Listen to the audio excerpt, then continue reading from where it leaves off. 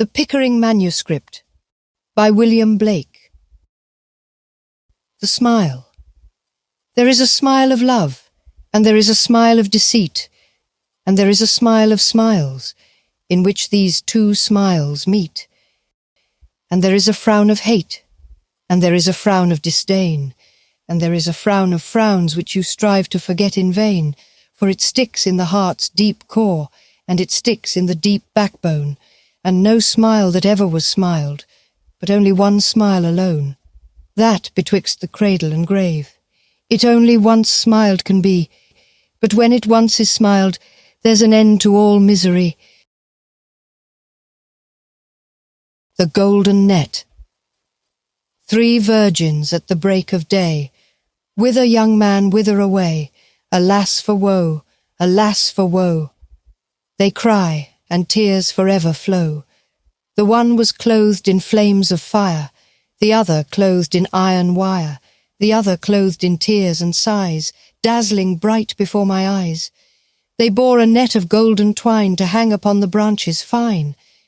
Pitying I wept to see the woe that love and beauty undergo, to be consumed in burning fires, and in ungratified desires, and in tears clothed night and day, melted all my soul away. When they saw my tears, a smile that did heaven itself beguile bore the golden net aloft, as on downy pinions soft, over the morning of my day. Underneath the net I stray, now entreating burning fire, now entreating iron wire, now entreating tears and sighs. Oh, when will the morning rise? The Mental Traveller. I travelled through a land of men and women too, and heard and saw such dreadful things as cold earth wanderers never knew. For there the babe is born in joy that was begotten in dire woe, just as we reap in joy the fruit which we in bitter tears did sow. And if the babe is born a boy, he's given to a woman old, who nails him down upon a rock, catches his shrieks in cups of gold. She binds iron thorns around his head, she pierces both his hands and feet, she cuts his heart out at his side, to make it feel both cold and heat. Her fingers number every nerve, just as a miser counts his gold. She lives upon his shrieks and cries, and she grows young as he grows old, till he becomes a bleeding youth, and she becomes a virgin bright. Then he rends up his manacles, and binds her down for his delight. He plants himself in all her nerves, just as a husbandman his mould, and she becomes his dwelling place and garden, fruitful 70-fold. An aged shadow soon he fades, wandering round an earthly cot, fulfilled all with gems and gold which he by industry had got. And these are the gems of the human soul, the rubies and pearls of a lovesick eye, the countless gold of the aching heart, the martyr's groan and the lover's sigh. They are his meat, they are his drink. He feeds the beggar and the poor and the wayfaring traveller, for ever open is his door. His grief is their eternal joy. They make the roofs and walls to ring, till from the fire on the hearth a little female babe does spring, and she is all of solid fire and gems and gold, that none his hand dares stretch to touch her baby form or wrap her in his swaddling band. But she comes to the man she loves. If young or old or rich or poor, they soon drive out the aged host, a beggar at another's door. He wanders weeping far away, until some other take him in, oft blind and age bent, sore distressed, until he can a maiden win. And to allay his freezing age, the poor man takes her in his arms. The cottage fades before his sight, the garden and its lovely charms. The guests are scattered through the land, for the eye altering alters all. The senses roll themselves in fear, and the flat earth becomes a ball. The stars, sun, moon, all shrink away. A desert vast without a bound, and nothing left to eat or drink, and a dark desert all around. The honey of her infant lips, the bread and wine of her sweet smile, the wild game of her roving eye, does him to infancy beguile. For as he eats and drinks he grows younger and younger every day, and on the desert wild they both wander in terror and dismay. Like the wild stag she flees away, Her fear plants many a thicket wild, while he pursues her night and day, by various arts of love beguiled, by various arts of love and hate, till the wide desert planted o'er with labyrinths of wayward love, where roams the lion, wolf, and boar, till he becomes a wayward babe, and she a weeping woman old. Then many a lover wanders here, the sun and stars are nearer rolled, the trees bring forth sweet ecstasy to all who in the desert roam, till many a city there is built, and many a pleasant shepherd's home. But when they find the frowning babe, terror strikes through the region wide. They cry, the babe is born," and flee away on every side. For who dare touch the frowning form? His arm is withered to its root. Lions, boars, wolves, all howling flee, and every tree does shed its fruit. And none can touch that frowning form, except it be a woman old. She nails him down upon the rock, and all is done as I have told. The Land of Dreams. Awake, awake, my little boy, thou wast thy mother's only joy. Why dost thou weep in thy gentle sleep? Awake, thy father does thee keep. Oh, what land is the land of dreams? What are its mountains, and what are its streams? Oh, father, I saw my mother there among the lilies by waters fair. Among the lambs clothed in white, she walked with her Thomas in sweet delight. I wept for joy, like a dove I mourn. Oh, when shall I again return? Dear child, I also by pleasant streams have wandered all night in the land of dreams, but though calm and warm the waters wide, I could not get to the other side. Father, oh father, what do we hear in this land of unbelief and fear? The land of dreams is better far above the light of the morning star. Mary. Sweet Mary, the first time she ever was there, came into the ballroom among the fair. The young men and maidens around her throng, and these are the words upon every tongue. An angel is here from the heavenly climes, or again does return the golden times. Her eyes outshine every brilliant ray, she opens her lips, 'tis the month of May. Mary moves in soft beauty and conscious delight, to augment with sweet smiles all the joys of the night, nor once blushes to own to the rest of the fair that sweet love and beauty are worthy our care. In the morning the villagers rose with delight, and repeated with pleasure the joys of the night. And Mary arose among friends to be free, but no friend from henceforward thou, Mary, shalt see. Some said she was proud, some called her a whore, and some, when she passed by, shut to the door. A damp cold came o'er her, her blushes all fled, her lilies and roses are blighted and shed. Oh, why was I born with a different face? Why was I not born like this envious race? Why did heaven adorn me with bountiful hand, and then set me down in an envious land? To be weak as a lamb and smooth as a dove, and not to raise envy is called Christian love. But if you raise envy, your merit's to blame for planting such spite in the weak and the tame. I will humble my beauty, I will not dress fine, I will keep from the ball, and my eyes shall not shine. And if any girl's lover forsakes her for me, I'll refuse him my hand, and from envy be free. She went out in mourning attired, plain and neat. Proud Mary's gone mad, said the child in the street. She went out in mourning in plain, neat attire, and came home in evening bespattered with mire. She trembled and wept, sitting on the bedside. She forgot it was night, and she trembled and cried. She forgot it was night, she forgot it was morn, her soft memory imprinted with faces of scorn, and with eyes of disdain, like foul fiends inhabiting Mary's mild brain. She remembers no face like the human divine.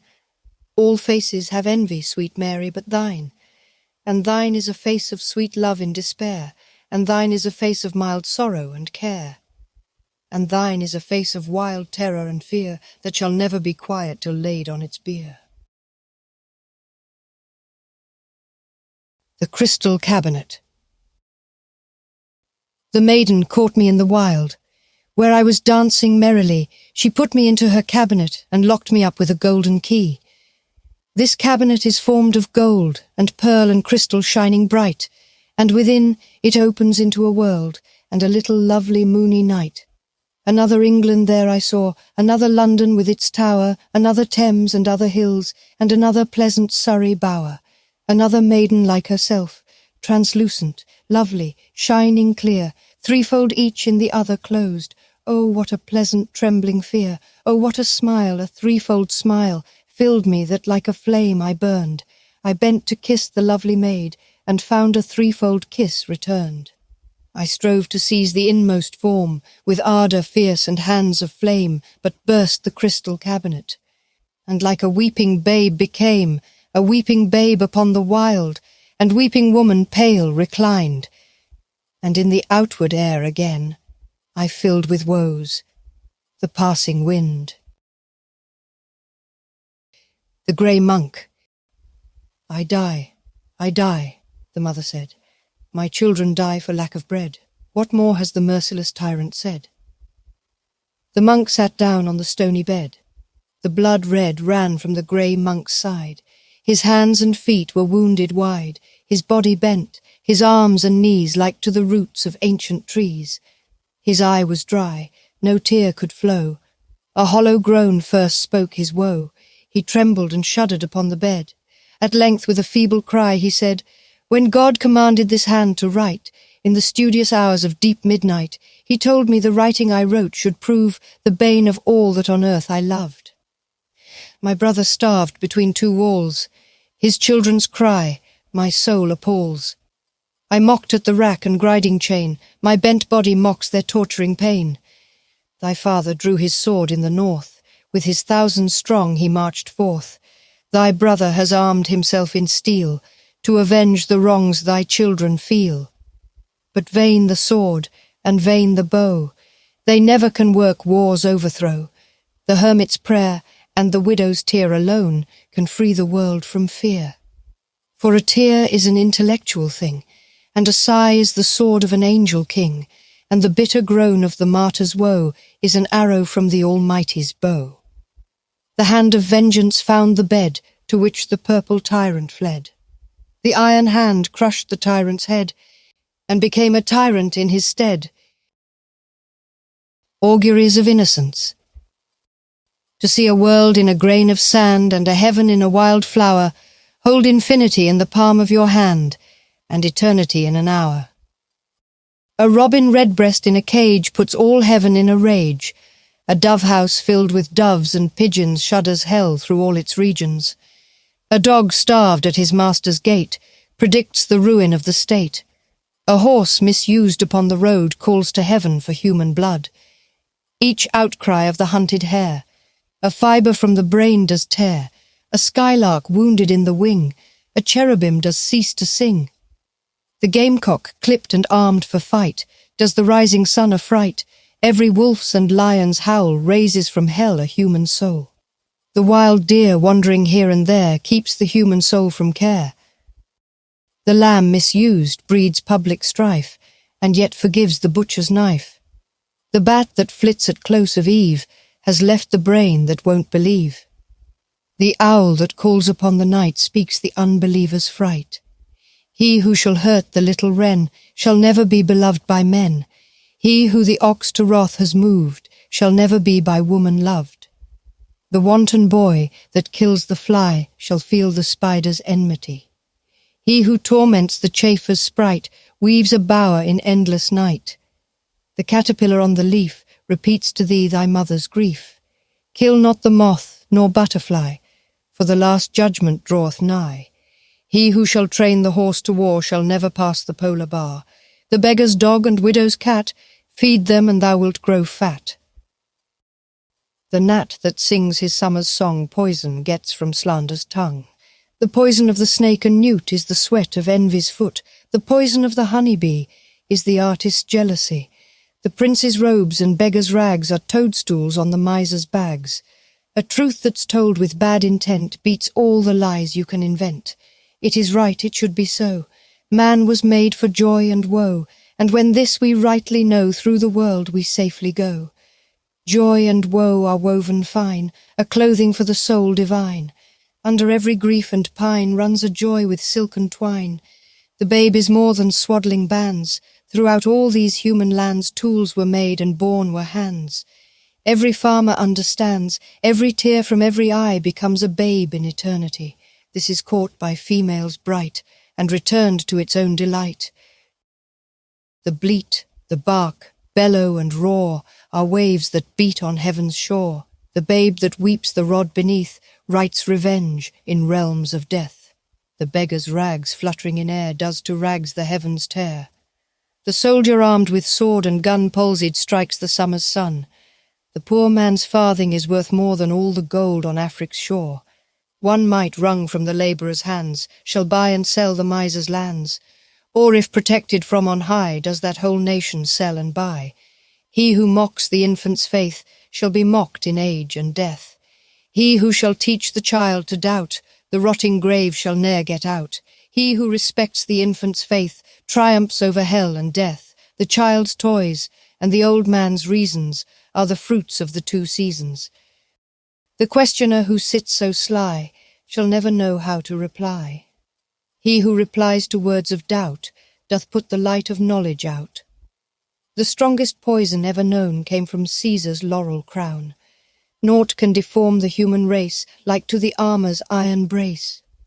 When gold and gems adorn the plough, to peaceful arts shall envy bow.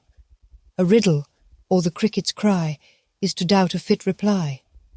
The emmet's inch and eagle's mile make lame philosophy to smile. He who doubts from what he sees will ne'er believe. Do what you please. If the sun and moon should doubt, they'd immediately go out. To be in a passion you good may do, but no good if a passion is in you. The whore and gambler by the state licensed build that nation's fate. The harlot's cry from street to street shall weave old England's winding sheet. The winner's shout, the loser's curse dance before dead England's hearse.